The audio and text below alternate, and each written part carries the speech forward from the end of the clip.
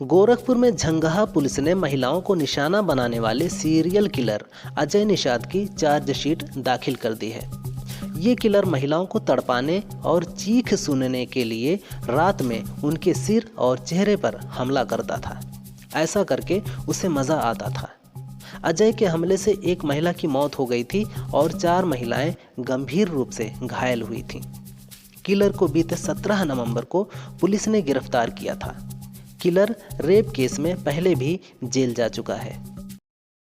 BJP नेता रमेश पोखरियाल निशंक ने दिल्ली विधानसभा चुनाव का रिजल्ट घोषित होने के बाद प्रतिक्रिया दी है। उन्होंने कहा, दिल्ली के लोग दिवाली और होली एक साथ मना रहे हैं।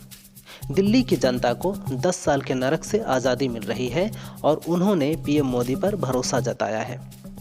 जैसा कि पीएम मोदी ने कहा था कि हम दिल्ली को विकसित भारत की विकसित राजधानी बनाने के लिए काम करेंगे। 4 धाम जाने वालों के लिए खुशखबरी है। यात्रा को लेकर प्रशासन ने इस बार 15 दिन तक 24 घंटे ऑफलाइन रजिस्ट्रेशन काउंटर खोलने का निर्णय लिया है। रजिस्ट्रेशन की सुविधा 2 शिफ्ट में मिलेगी, जिसमें कर्मचारी यात्रियों का मैनुअल रजिस्ट्रेशन करेंगे। स्थिति सामान्य होने पर रजिस्ट्रेशन के समय को बदलकर सुबह 8 से रात 11 बजे तक किया जा सकता है। बता दें कि इस बार 40% ऑफलाइन और 60% रजिस्ट्रेशन ऑनलाइन होंगे। दिल्ली विधानसभा चुनाव में 6 सीट पर चुनाव लड़ने वाले वामपंथी दलों को नोटा से भी कम वोट मिले हैं। मार्क्सवादी कम्युनिस्ट पार्टी ने करावल नगर और बदरपुर से उम्मीदवार उतारे थे। भाकपा विकासपुरी और पालम से मैदान में थी और भाकपा लिबरेशन ने नरेला और कोंडली सीट से चुनाव लड़ा था। इन 6 सीट पर वाम दलों को कुल मिलाकर 2158 वोट मिले, जबकि नोटा को 5627 वोट मिले हैं। दिल्ली में प्रधानमंत्री मोदी ने कहा, देश की नारी शक्ति का आशीर्वाद हमारा सबसे बड़ा रक्षा कवच है। आज एक बार फिर नारी शक्ति ने दिल्ली में मुझे अपना आशीर्वाद दिया है। दिल्ली में धरना प्रदर्शन की राजनीति, टकराव और प्रशासनिक अनिश्चितता ने दिल्ली के लोगों का बहुत नुकसान किया है। आज दिल्ली के विकास के सामने से एक बड़ी रुकावट आप सब दिल्ली वासियों ने दूर कर दी है। पीएम मोदी ने कहा, कांग्रेस ने 2014 के बाद 5 से 7 साल तक हिंदू बनने की कोशिश की।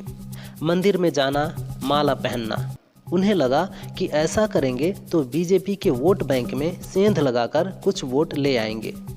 लेकिन जब कुछ नहीं मिला तो ये काम भी बंद कर दिया। उन्हें समझ आ गया कि ये बीजेपी का ही क्षेत्र है, यहाँ हमारी दाल गलने वाली नहीं।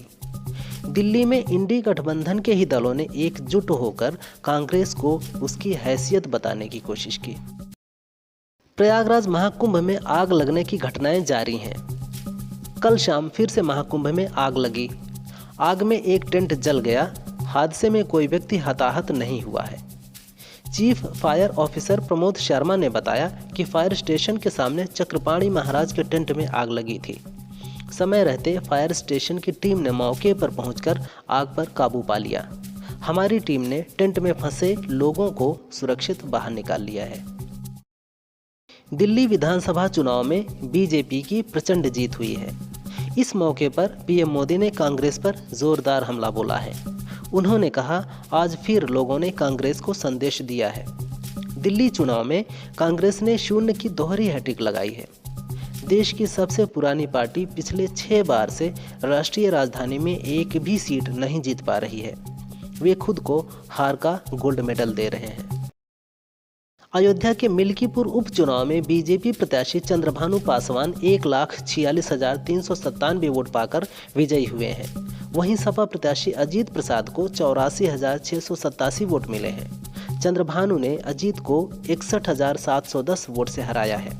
इसके अलावा आज़ाद समाज पार्टी के प्रत्याशी संतोष कुमार को 5,459, मौलिक अधिकार पार्टी प्रत्याशी राम नरेश चौधरी को 1,722 और राष्ट्रीय जनवादी पार्टी सोशलिस्ट प्रत्याशी सुनीता को 363 वोट मिले हैं।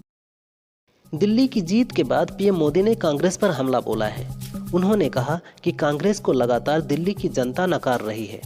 कांग्रेस परजीवी पार्टी बन गई है। कांग्रेस खुद भी डूबती है और अपने सहयोगियों को भी डुबो देती है। जो भी कांग्रेस का हाथ थामता है उसका बंटाधार हो जाता है। बिहार में कांग्रेस अपने सहयोगी आरजेडी की जमीन पर भी कब्जा करने की कोशिश कर रही है।